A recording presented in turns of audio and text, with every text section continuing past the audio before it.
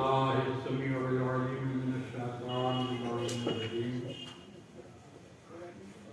بسم الله الرحمن الرحيم. الحمد لله رب العالمين والصلاة والسلام على سيد الأولين والآخرين خير المبشرين والمنذرين وأفضل المخلوقين في عالم التكوين أبي القاسم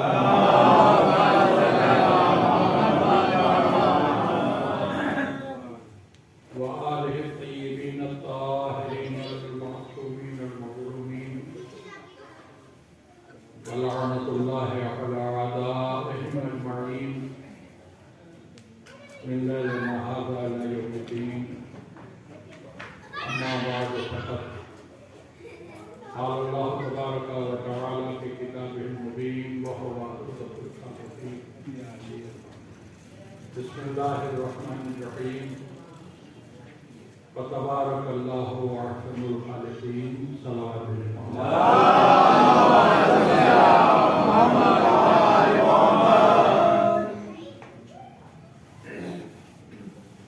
محترم اور معزز سامعین،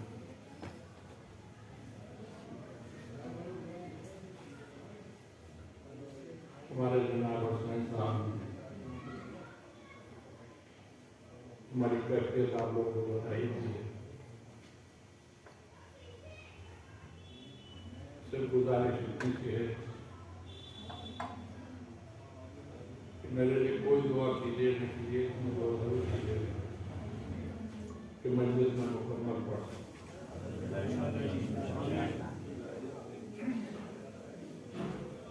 میں بران کاروان ادب کے بے انتہا شکر گزار ہوں. اپنی دل محبتوں کو انہوں نے میری ذات سے وابستہ کر رکھا. ان کا بدلہ میرے پاس نہیں. کائنات کی جس عظیم المرتبہ شہزادی کی شہادت کا پروگرام یہ لوگ انجام دے رہے ہیں، بس ان کے حق میں دعا ہی کر سکتا ہوں کہ پروردگار بے حق کے معصوم کونین انہیں بہتر سے بہتر اجر عطا.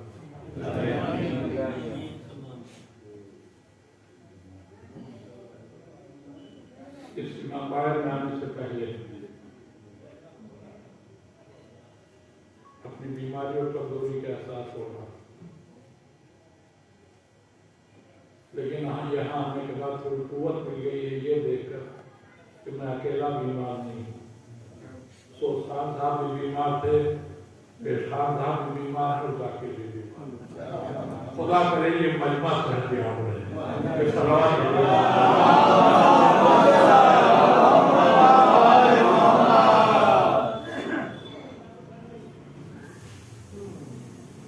شہزادی کونین کے سلسلے سے ہونے والی مجالس کے لیے بہت چھوٹی سی قرآن مجید کی آیت ہے جسے میں نے عنوان تقریر قرار دیا ہے. انشاءاللہ اسی آیت کریمہ کے ذیل میں آنے والے آئندہ دنوں میں بھی شہزادی کی خدمت میں اپنی عقیدتوں کو نظرانہ پیش کرنا ہے. ترجمہ آپ سماعت فرما دیں. پروردگار اپنی صنعت تخلیق پر فخر کرتے ہوئے اپنے کو سب سے اچھا خالق کہتا. فتبارک اللہ احسن الخالقین. بس تمہارا مبارک اللہ سب سے اچھا پیدا کرنے والا. دیکھیے اپنے ہنر کے اعتبار سے، اپنے فن کے اعتبار سے، اپنے کمال کے اعتبار سے ہر صاحب فن و کمال کو یہ حق حاصل ہے کہ وہ اپنے کو سب سے اچھا کہے. مگر کسی بھی صاحب کمال کو یہ فخر حاصل اسی صورت میں ہو سکتا ہے جب اس کا کمال ایسا ہو کہ جس کا جواب کہیں سے بھی ممکن ہو۔ ایک ڈاکٹر اپنے کو سب سے اچھا ڈاکٹر کہہ سکتا ہے، مگر اس وقت جب اس کا جیسا طریقہ علاج کسی دوسرے کے پاس نہ ہو۔ ایک شاعر اپنے کو سب سے اچھا شاعر کہہ سکتا ہے، لیکن اسی وقت جب الفاظ اور خیالات کی بندش میں وہ بے مثال ہو۔ ایک انجینئر اپنے کو سب سے اچھا انجینئر کہہ سکتا ہے، مگر اسی صورت میں جب نقشہ نویسی میں اس کا کوئی جواب نہ ہو۔ ایک خطیب اپنے کو سب سے اچھا خطیب کہہ سکتا ہے، مگر اسی وقت جب طرز خطابت میں اس کا جیسا کوئی دوسرا نہ ہو۔ ایک عالم اپنے کو سب سے اچھا عالم کہہ سکتا ہے، مگر اسی وقت جب اظہار علم اور تعلیم علم کا اس کا ثانی کوئی دوسرا نہ ہو۔ اللہ اپنے کو سب سے اچھا خالق کہہ رہا ہے۔ اللہ کا یہ دعویٰ اس بات کی دلیل ہے کہ اس نے کوئی ایسی مخلوق ضرور خلق کر دی ہے جس کے برابر کی مخلوق نہ کل کوئی تھی، نہ آج ہے، نہ قیامت تک۔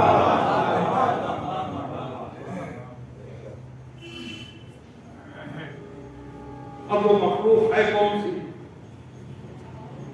جسے پیدا کرنے کے بعد خود خالق اپنی صنعت تخلیق پر ناز کر رہا ہے کہ میں سب سے اچھا پیدا۔ اس بات کو سمجھنے کے لیے 5 منٹ آپ کو صبر کرنا ہے۔ میں سمجھتا ہوں کہ آپ سے زیادہ اس حقیقت کو کون سمجھ سکتا ہے کہ اللہ صابروں کے ساتھ ہے، بے صبروں کے ساتھ۔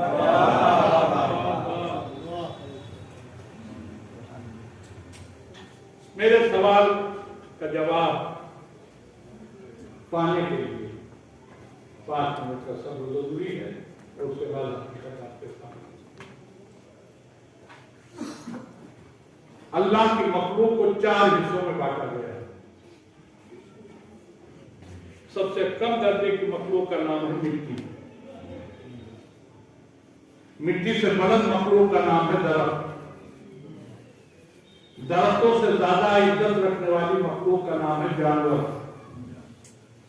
اور سب سے زیادہ صاحب عزت اللہ کی جو مخلوق ہے وہ ہے انسان۔ اللہ اپنے کو سب سے اچھا خالق کہہ رہا ہے، اور سب سے اچھا وہی کہا جا سکتا ہے جس کے ہنر میں کہیں کوئی آئے نہ ہو، جس کے ہنر اور کمال میں کوئی کمی نہ ہو۔ تو پھر سیدھی سی بات ہے کہ جب ہنر اور کمال میں کوئی عیب نہ ہو تبھی سب سے اچھا کہلا سکتا ہے۔ تو اللہ جب کہہ رہا کہ میں سب سے اچھا پیدا کرنے والا ہوں، تو یہ فخر اس نے مٹی کو پیدا کرنے کے بعد نہیں کیا ہوگا، اس لیے کہ مٹی سے بہتر اور زیادہ کمال کی مالک درخت جیسی مخلوق موجود ہے۔ درختوں کی تخلیق کے بعد اللہ اپنے کو سب سے اچھا پیدا کرنے والا نہیں کہہ سکتا، اس لیے کہ اس سے بہتر مخلوق جانور ہو۔ جانوروں کی تخلیق کے بعد بھی اللہ اپنے کو احسن الخالقین نہیں کہہ سکتا، اس لیے کہ جانور سے بہتر مخلوق انسان ہو۔ اب انسان سے بلند کوئی مخلوق نہیں ہے، تو جب اس سے بلند کوئی مخلوق نہیں ہے تو سیدھی سی بات ہے کہ انسان ہی کو پیدا کر کے اللہ نے کہا ہوگا کہ میں سب سے اچھا پیدا کرنے والا ہوں۔ لیکن جس انسان کو پیدا کر کے اپنی صنعت خلاقیت پر اللہ نے ناز کیا ہے، وہ انسان نہ ہم ہو سکتے ہیں نہ آپ، اس لیے کہ ہم اور آپ ایسے انسان ہیں کہ جس کے عیب خود قرآن میں اللہ نے بیان کیے۔ آگے انشاءاللہ کسی دن وقت آئے گا تو انسان کی جو عیب اللہ نے بیان کیے وہ آپ کے سامنے رکھیں۔ ہمارے اور آپ جیسے انسانوں کے عیب خود اللہ نے قرآن میں بیان کیے، انسان پہ یہ کمی ہے، انسان پہ یہ ہے، انسان میں یہ برائی ہے۔ تو اب یہ کیسے ممکن ہے کہ خود ہی برائی بھی بیان کرے اور اسی مخلوق کو پیدا کرنے کے بعد اللہ کہے کہ سب سے اچھا پیدا کرے؟ مگر مشکل یہ ہے کہ انسان سے بلند کوئی مخلوق ہے، تو ناز تو اللہ کا انسانی کو پیدا کرنے کے بعد ہو، مگر وہ ناز ہمارے اور آپ جیسے انسانوں کو پیدا کر کے نہیں ہو۔ اب ہمیں ڈھونڈنا پڑے گا کہ انسانوں میں کوئی ایسا خاندان ہے، بھائی آپ پہنچے نہیں تو نہیں پہنچے، آپ کو ڈھونڈنا پڑے گا انسانوں میں کوئی ایسا خاندان ہے جس میں ایسے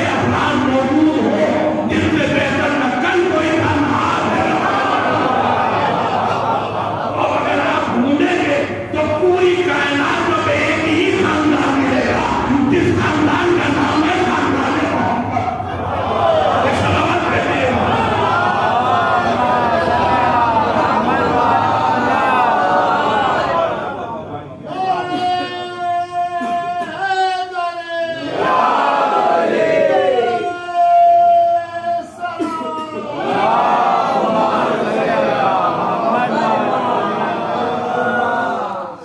भाई कायनात में एक ही खानदान है जिसका जवाब न कल था न आज है न कयामत को हो सके। तो फिर मुझे कहने का हक है कि ऐसे बंदे जिन्हें खल करने के बाद खुद खालिक झूम के कहे कि मैं सबसे अच्छा पैदा करने वाला हूं, उन इंसानों जैसा दुनिया में कोई दूसरा कहाँ हो। तो फिर अब अगर मुझे कहने का हक मिल गया है तो मैं कह सकता हूं कि न रसूल का कोई जवाब है, न अली का कोई जवाब है, न फातिमा ज़हरा का कोई जवाब है, न हसन का जवाब है, न हुसैन। ये एक ऐसा खानदान है कि अगर आप ढूंढने जाएंगे तो जो मिलेगा वो लाजवाबी है। सलावत भेजिए।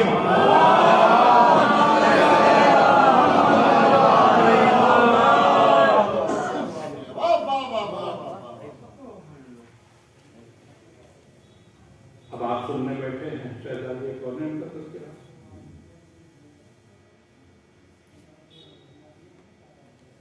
तो एक बात पहले अर्ज कर दूं आपके लिए, मैं अपनी शहजादी के ही फज़ाइल पढ़ूंगा।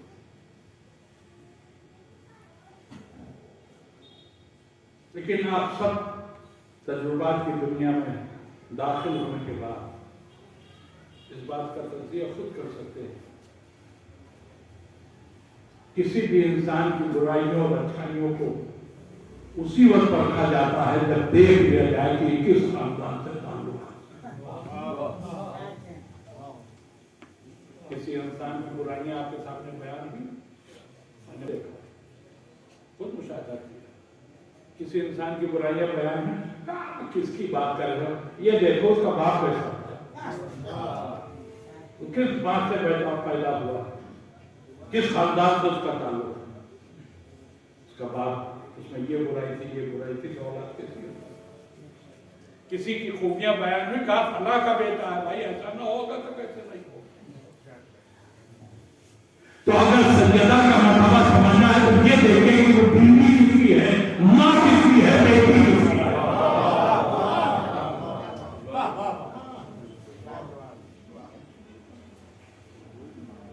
बड़े अफसोस के साथ ये कहना पड़ता है, आप अगर जुमले पर तवज्जो देंगे तो यकीनन अच्छा लगेगा।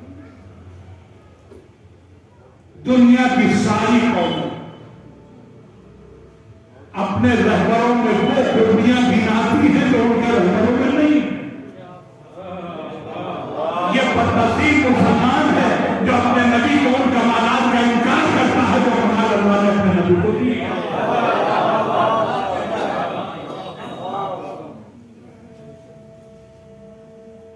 हमारे जैसे तो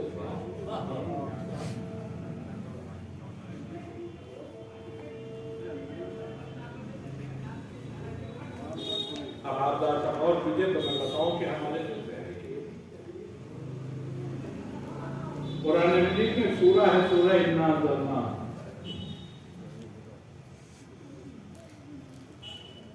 मैं यकीन से कह सकता हूं कि यहां पर बैठा हुआ हर मुहिब में नमाज को पाबंदी के साथ अदा करना।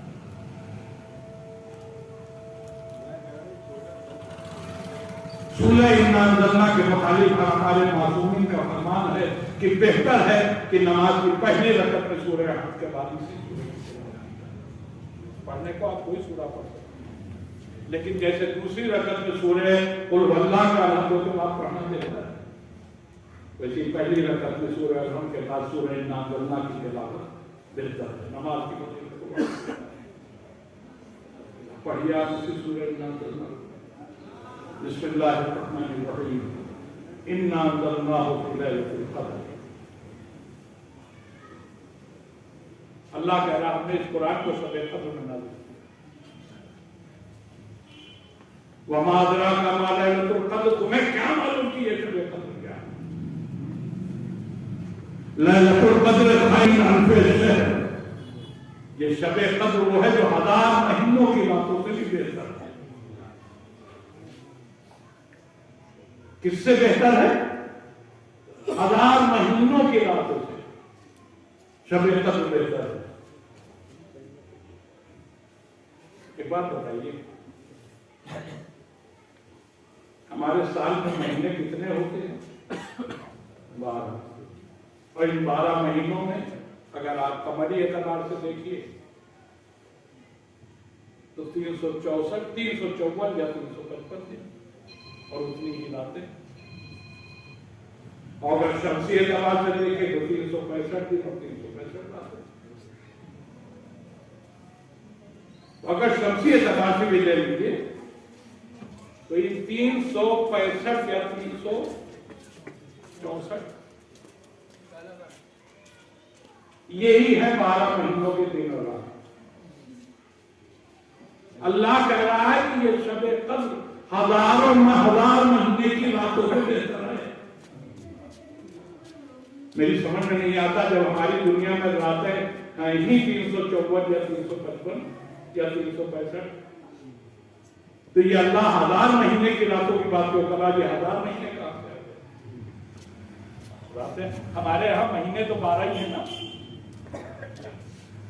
تو اللہ یہ کہتا اگر کہ 364 راتوں سے بہتر ہے شب قدر یا 354 راتوں سے بہتر ہے شب قدر، تو بات سمجھ میں آ جائے کہ بھائی 365 دن ہے اور میں شب قدر سب سے اچھی ہے۔ یہ 1000 مہینے کی راتوں سے بہتر شب قدر کہاں سے ہوگی؟ اللہ نے کہا تم ہو کنویں کے مینڈک، تم نے اپنی اسی دنیا کو کائنات سمجھ رکھا۔ ہم نے ایک دنیا نہیں بنائی، ہم عالمین کے رب ہیں۔ ہم نے بہت سی دنیایں بنائی ہیں۔ ظاہر سی بات ہے جب بہت سی دنیایں بنائی ہیں تو ہر دنیا میں الگ الگ راتیں بھی ہیں، الگ الگ دن بھی ہیں، الگ الگ مہینے ہیں۔ یہ 1000 مہینے کی راتوں کے کہنے کا مطلب یہ ہے اللہ کا کہ پوری کائنات کی راتیں بھی اگر اکٹھا ہو جائیں تو شب قدر کے برابر نہیں ہوگا۔ ہے نا متوجہ؟ پوری کائنات کی راتیں بھی اگر جمع ہو جائیں تو شب قدر کے برابر نہیں ہو سکتی۔ کیوں؟ اس لیے کہ شب قدر میں ہم نے قرآن کو اتارا ہے، تو نزول قرآن کی وجہ سے اگر کوئی رات شب قدر کے برابر نہیں ہو سکتی تو جس نبی کے سینے پر یہ قرآن آیا ہے اس نبی جیسا کوئی انسان نہیں۔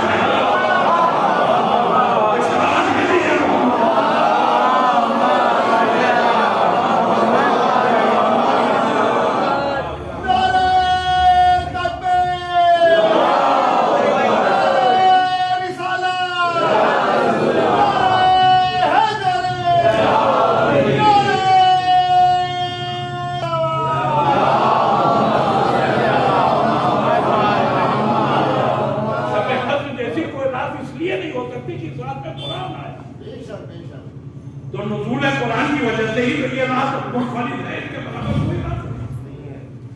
تو جس نبی کے سینے پر یہ قرآن نازل ہوا ہے اس نبی جیسا کوئی انسان کیسے ہو سکتا ہے؟ اور میں پیغمبر کا فرمان آپ کو سناؤں تو آپ کی سمجھ میں آئے نام سیدہ کیا؟ شہزادی سیدہ کے لیے میرے رسول نے فرمایا کہ یہ مجھ سے اور میں اس سے ہوں۔ سنا ہے نا؟ لیکن صرف اتنا نہیں ہے قول میرے نبی اس سے آگے بھی فرماتے ہیں۔ نبی فرماتے ہیں فاطمہ مجھ سے ہے پر فاطمہ کو، فاطمہ میرے جگر کا ٹکڑا ہے، فاطمہ میرا دل ہے، فاطمہ میرا کلیجہ ہے جو میرے دو پہلوؤں کے درمیان میں دھڑکتا ہے۔ کیا سن رہے ہیں؟ کہ فاطمہ میرا کلیجہ ہے، میرا دل ہے جو میرے دو پہلوؤں کے درمیان میں دھڑکتا ہے۔ یعنی نبی کے دل کا نام ہے فاطمہ، نبی کے کلیجے کا نام ہے فاطمہ، اور قرآن نازل ہوا میرے نبی کے دل پر۔ قرآن نازل ہوا میرے نبی کے دل پر، تو جس کے دل پر قرآن نازل ہوا جب ان جیسا کائنات کا کوئی انسان نہیں ہو سکتا تو جس دل پر یہ قرآن آیا ہے اس فاطمہ جیسی کوئی عورت کیسے ہو؟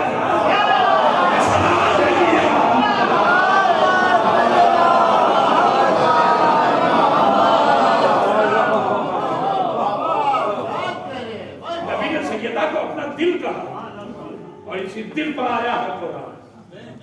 یعنی رسول پر اگر نزول قرآن کا ذکر ہوگا تو بس سلسلہ ذکر کا ہوگا، اس لیے کہ دل رسول کا کہنا ہے یہ میرا دل ہے، صلوات و تسلیم۔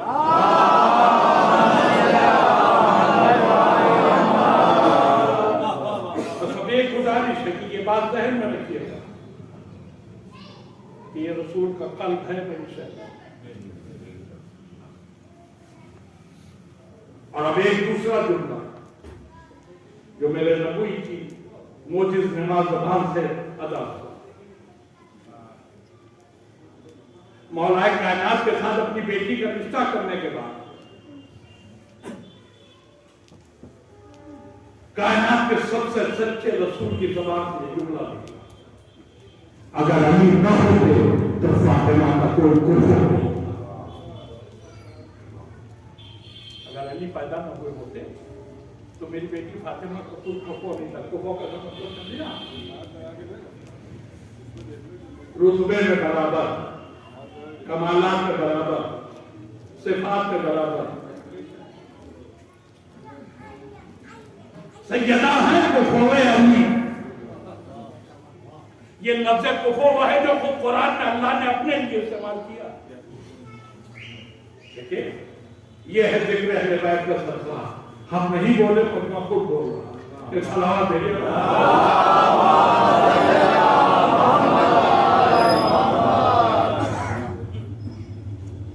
اللہ نے اپنے کو خود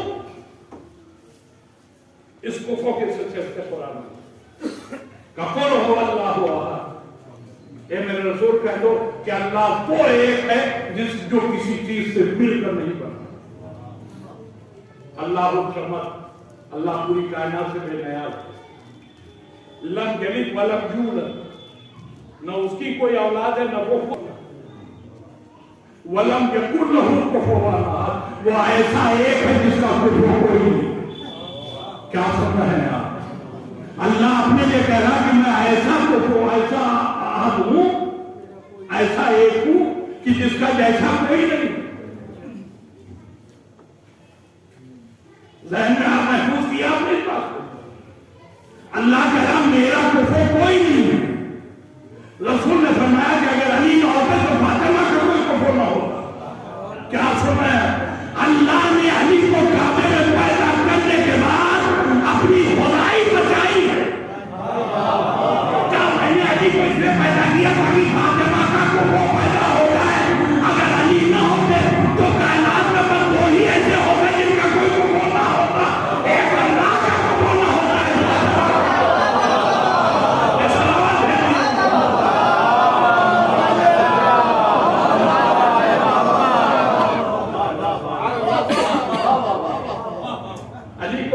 پیدا کر کے اللہ نے اپنی خدائی بچائی،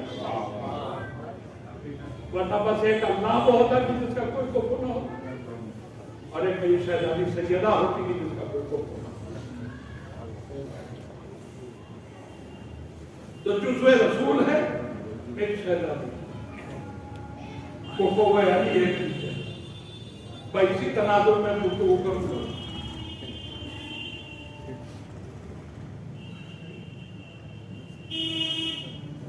مولا کائنات کفر جناب سیدہ، برابر ہے کمالات، صفات، خوبیوں۔ اب پھر قرآن مجید کی آیت سنا ہوا، بسم اللہ الرحمن الرحیم،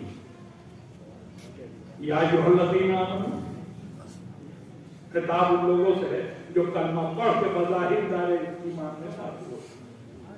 یا ایھا الذین آمنوا من یرتد منکم عن دینہ فسوف یأتی اللہ بقوم یحبهم ویحبونه۔ پہلے ترجمہ کر دوں آج، یا ایھا الذین آمنوا، عرف عام میں اس کا ترجمہ یہی ہوتا ہے ایمان والوں، لیکن میں یہ ترجمہ نہیں کروں گا اس جگہ، اس لیے کہ اللہ نے یا ایھا الذین آمنوا کہہ کر جو طرز گفتگو اختیار کیا ہے وہ بتا رہا ہے کہ جن سے اللہ بات کر رہا ہے ان کے ایمان ان کی زبان پر تو ہے لیکن دلوں میں نہیں۔ یا ایھا الذین آمنوا، اب جو میں ترجمہ کر رہا ہوں غور کیجیے گا، اے ایمان کا دعویٰ کرنے والے، من یرتد منکم عن دینہ، تم میں سے جس کا بھی چاہے مرتد ہو جائے، بے دین ہو جائے، کفر اختیار کر لے، اسلام کو چھوڑ، اللہ کے رحم میں کوئی پرواہ نہیں۔ کیوں؟ فسوف یأتی اللہ بقوم، اللہ کے راہ ہمارے خاطر قوم ہے، اس قوم کے رہتے ایک کلمہ پڑھنے والوں ہمیں تمہاری کوئی پرواہ نہیں ہوئی۔ یہ نہ سمجھ لینا کہ اسلام تمہاری وجہ سے پیدا، یہ نہ سمجھ لینا کہ ہماری کتاب قرآن مجید تمہاری وجہ سے پیدا۔ فسوف یأتی اللہ بقوم، اللہ کے پاس ایک قوم، اس قوم کا اللہ نے نام ہی بتایا، ٹریڈ مارک بتایا۔ فسوف یأتی اللہ بقوم یحبہم ویحبونہ، وہ قوم وہ ہے جو اللہ و رسول سے محبت کرتی ہے، اللہ و رسول سے محبت کرتی ہے۔ یہ ہے قوم کی پہچان، جس پر اللہ کو ناز ہے کہ ہمارے پاس یہ ہے۔ اب یہ ہے قوم جس کی یہ صفت اللہ بیان کر رہا ہے، یحبہم ویحبونہ، وہ اللہ و رسول سے محبت کرتی ہے، وہ قوم اور اللہ و رسول سے محبت کرتی ہے۔ دیکھیں ایک بات یاد رکھے گا، قرآن جب کسی بات کو صاف صاف بیان نہ کرے تو نبی کا لازم ہے کہ اس کی وضاحت کرے۔ اب جس قوم پر اللہ کو غرور ہے، جس قوم پر اللہ کو ناز ہے، اس کا نام ہے تو نہیں دیا نا اللہ، تو رسول پر واجب ہے کہ وہ بتائیں کہ یہ قوم ہے، رسول پر لازم ہے کہ اس کی وضاحت کریں کہ یہ قوم ہے جو اللہ کے غرور کا سبب بنی۔ تو اب میرا نبی، اب دیکھ رہا ہوں، دیکھنا چاہ رہا ہوں آپ جاگ رہے ہیں کہ نہیں، میرا نبی اس قوم کے تعلق کے لیے موقع کی تلاش میں تھا، موقع ملے تو تعلق کراؤ۔ مسلمانوں نے موقع خود دے دیا، 39 دن تک خیبر سے بھاگ گئے،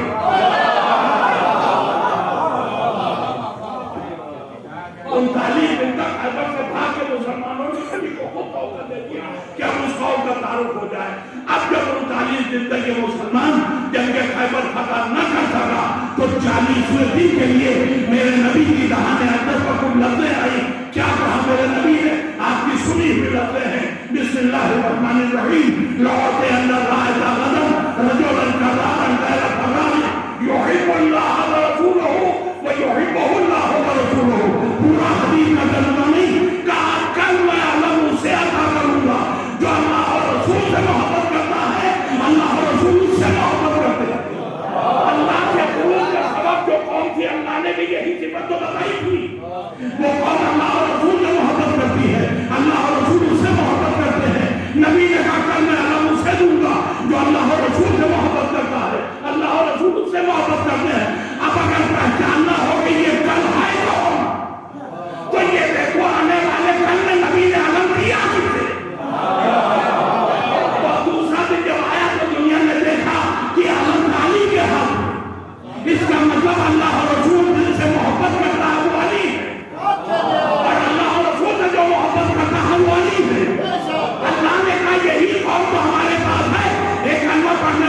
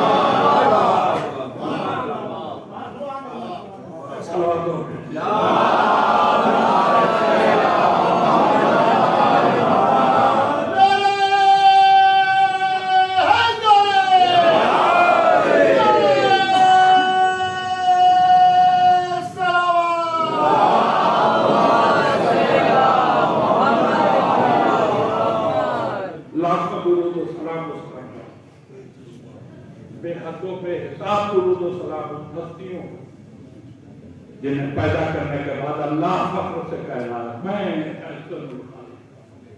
सबसे अच्छा पैदा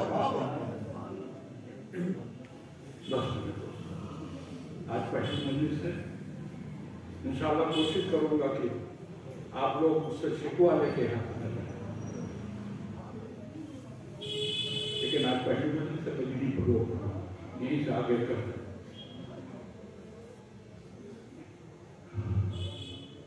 ऐसी शख्सियतें जिनकी तकलीफ के बाद खुद परवरदिगार नाश कर देता है जो कुदरत के नाश का सबब बन गया अगर सारी जिंदगी भी हम उनके मसाइल आंसू बहाएं तो हक करके लिए आजाद है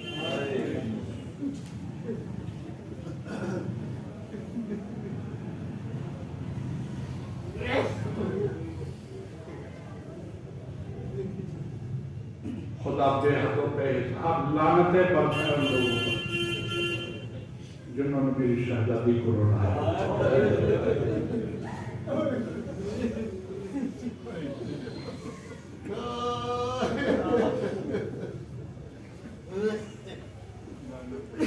आप फकत तस्वुर है शहजादी कौन है अगर रोए हैं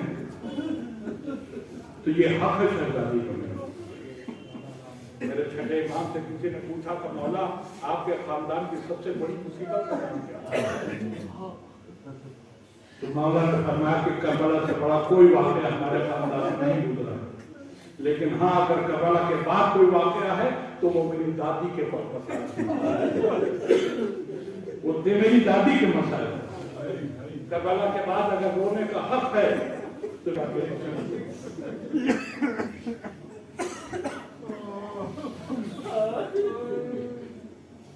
लेकिन मसाइल मैंने बहुत बार पढ़े हैं शहजादी लेकिन एक जुमला कह रहा हूं हो सकता है आपके दिलों पर ऐसी चोट लग जाए कि आप अपने आंसुओं को रोक न पाएं दुनिया में आज तक या आज के बाद कयामत तक कितने पैदा होंगे आज तक कितने पैदा हो चुके हैं या कयामत तक कितने पैदा होंगे सबकी जिंदगी से मुतालिक दो चीजें आपको जरूर मिलेंगी फला तारीख में पैदा हो फला तारीख में इंतकाल कोई इंसान ऐसा नहीं होगा जिसके बारे में ये ना कहा जाए फला तारीख में पैदा हो फला तारीख में दुनिया से चले गए आज मेरी शहजादी सैयदा का बेटा मोहसिन जिसकी तारीख शहादत को हम लोग आपको बता सकते हैं तारीख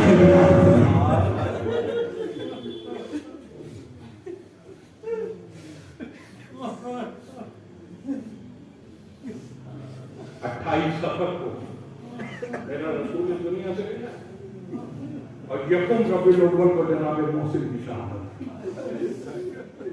सिर्फ 3 दिन और रवायतों में यहां तक मिलता है हालात मदीने के इतने खराब हो चुके थे रसूल के जाने के बाद इस खानदान के लिए कि मैयत को कहीं घर से बाहर ले जाके दफनाना भी मुमकिन नहीं सुनोगे मेरे दोस्तों दुनिया का पहला बाप है जिसने अपने बेटे की कब्र खुद खोदी है उसका नाम अली है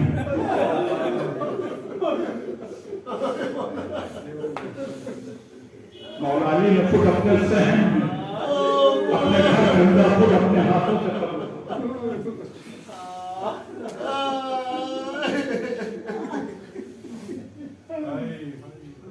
दूसरा जुमला कहो दुनिया का पहला बाप जिसने अपने बेटे की कब्र अपने हाथों से खोदी दुनिया की पहली मां जिसने अपने लाल के जनाजे को कब्र में उतारा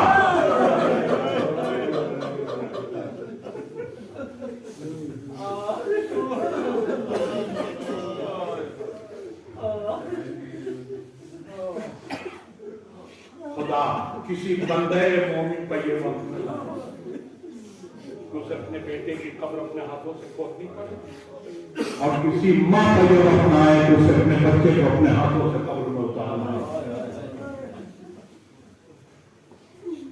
لیکن میرے سامنے جو لوگ تشریف فرما ہیں ان میں وہ لوگ بھی ہیں جو صاحب اولاد ہیں. اولاد کا درد کیسا ہوتا ہے یہ ماں باپ سے اولاد سے جو محبت اور جو عشق ہوتا ہے ماں باپ کو وہ جو صاحب اولاد ہے وہی بتا سکتا ہے. ماں باپ کی زندگی میں اولاد کا مر جانا کسی قیامت سے کم نہیں ہے.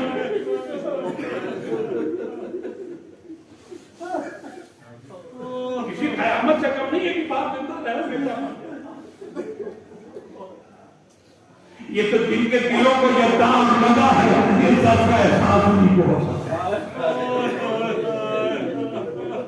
مگر ہائے میری شہزادی سیدہ صرف یہی مصیبت نہیں کہ اپنے بیٹے کو اپنے ہاتھ میں قبروں میں اتارا بلکہ مصیبت یہ ہے صبح اٹھتی ہے تو قبر سامنے ہے, دوپہر اٹھتی ہے تو قبر سامنے ہے, شام اٹھتی ہے تو قبر سامنے ہے. یعنی 24 گھنٹہ اپنے لگتے جگر کے قبر اپنی آنکھوں سے دیکھ دے کر میرا دل کہتا ہے بار بار سیدہ اپنے کو قبر موتی پر گراتی ہوگی. ہائے میرے لال ان ظالم زمانے تجھے دنیا میں آنے دیا دیا.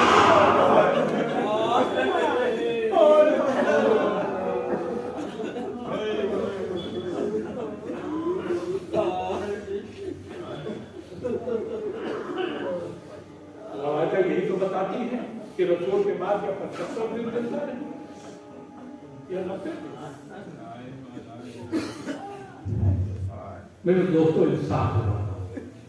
اگر 90 دن میری شہزادی زندہ رہی تو اپنے لال کی طرف دیکھ لے کے زندہ رہی ہے نا. اپنے رشتے جگر کی لہر دیکھ دیکھ کر زندہ رہی.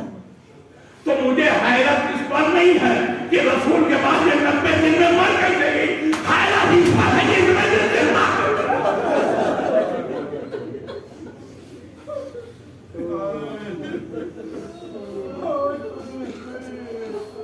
اب یہ روایتیں جو ہیں یہ خاموش ہیں. روایتیں نہیں بتاتی کہ گھر میں کون سے قیامت آ گئی بچے کی شادی ہے.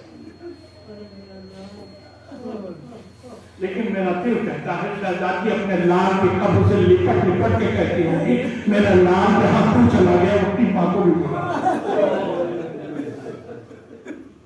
یہ سیدہ دنیا میں رہتی کیا کرے. اور اگر آپ جملہ برداشت کر سکتے ہو تو برداشت کریں. ماں اپنے ایک لال کے قبر سے لپٹ لپٹ کے کہتی ہوگی میرا لال جہاں تو چلا گیا وہی ماں کو بھی بلا دے. اب 2 بچے ہیں جو سیدہ سے لپٹ لپٹ کے کہہ رہے ہیں اماں ایسا نہ کہیے ورنہ آپ کے بعد ہم کس کے سہارے رہیں گے. ارے وہ قیامت کا دن بھی آیا جب سیدہ دنیا سے چلی گئی. ایک پہلو سے حسن دکھتے ہوئے ہیں, ایک پہلو سے حسین دکھتے ہوئے ہیں. اماں موت کے بعد وہ چلی گئی. یہ بتائیے آپ کے یہ رضال آپ کے یہ بیٹے اس دنیا میں کس سے سہارے دیے گے جسے ماں کہہ کے پکاریں گے. اے اماں آپ ہمیں چھوڑ کے چلی تو گئی مگر شاید میرے مولا حسین نے کہا ہو اماں آپ جیسے محسن کی وقت سے لپٹ کے آپ ہو گئی ہے. کربلا میں جب میرا وقت آئے تو کربلا میں بھی آ جائیے گا. اگر کہیں میری شہزادی نے کہا ہو اے میرا لال گھبرا نہیں کربلا کے میدان میں جب سینے اکبر پر تیرے شروع سوار ہوگا خنجر پھیر رہا ہوگا فاطمہ آئے گی خنجر دے گی. اے شیر میرا لال میری دل کا کہتا ہے ارے ماں کے سامنے اگر وہ دبا کر رہا ہے تو کم سے میرے پیاسے بچے کو ایک ووٹ بازی کو بنا دے. مگر ہائے ظالم فریاد ماں کرتی رہی آنکھوں کے سامنے بچہ پیسہ ہوا ہو گیا. واہ حسین واہ حسین واہ.